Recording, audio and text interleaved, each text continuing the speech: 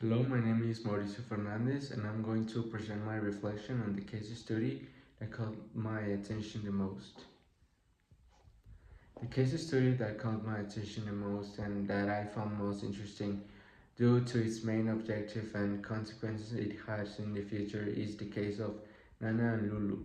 This case involves a couple from China who underwent gene surgery to prevent HIV infection and conceive. Gene surgery is an advancement in vitro fertilization that addresses hereditary diseases and has so far been available to only a limited number of families.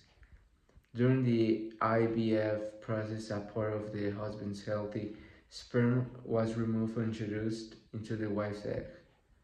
Genetic material was precisely monitored through the whole genome sequencing and deep sequencing, and the result shows that surgery worked as intended, producing healthy offspring.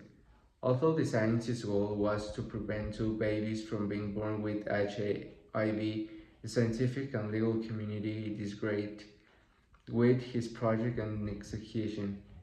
Professor he created embryos in an in vitro fertilization clinic and applied genetic engineering technology to alter the CCR5 gene. This issue is the CCR5 plays a broader role to enter the body beyond making individuals vulnerable to HIV. It is active into the brain and in defending against other infections, particularly influenza. This is why there was universal condemnation from scientists when he made the announcement in November. He was criticized for experimenting. The risks were unclear for children who were otherwise healthy, for violating Chinese law. The reflection I can draw from this complex situation is that even if the main goal of a project or idea is to benefit a certain population, it is not guaranteed to be entirely ethical or correct. The project's goal was to help twin girls avoid being born with an hereditary disease, but its methods were neither ethical or appropriate. The scientists did not consider the potential consequences of his procedures, such as modifying a gene.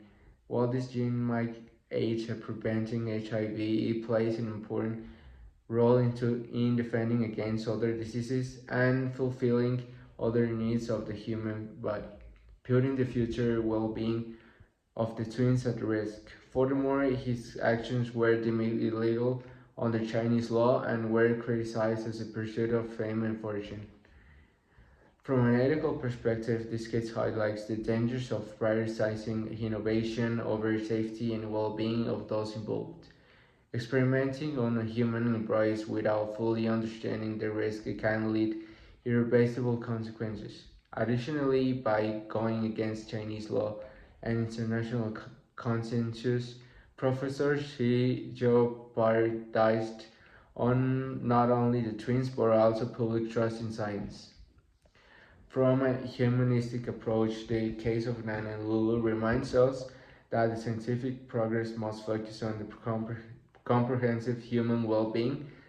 Science should not only solve medical problems but also respect the dignity and rights of individuals. It is essential for every advancement to be guided by solid ethical principles that prioritize equality, transparency, and respect for life. The debate generated by this case also invites us to reflect on the role of the scientific community and society as a whole. Science cannot operate in isolation from human values or the legal frameworks that ensure its proper use. In this science, it is necessary to establish gold standards that balance innovation with the protection of fundamental rights.